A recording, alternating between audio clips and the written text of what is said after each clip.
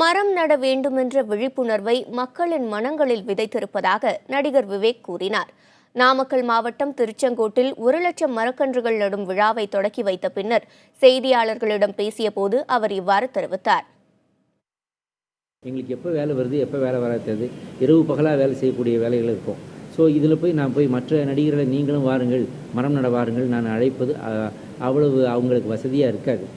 விருப்பமுள்ளவர்கள் தாராளமாக வரலாம், நான் வேணான்னு சொல்லலை. ஆனால் இந்த மரம் நடுன்ற ஒரு வேலையை நானாக எடுக்கவில்லை என் கையில். டாக்டர் அப்துல் கலாம் 2008-09களில் எனக்கு கொடுத்த வேலை. அதை 2010 நான் செய்ய ஆரம்பித்தேன் முறையாக. இன்றைக்கி 6 வருஷம் முடிஞ்சு 7வது வருஷம் ஸ்டார்ட் ஆகிருக்கு.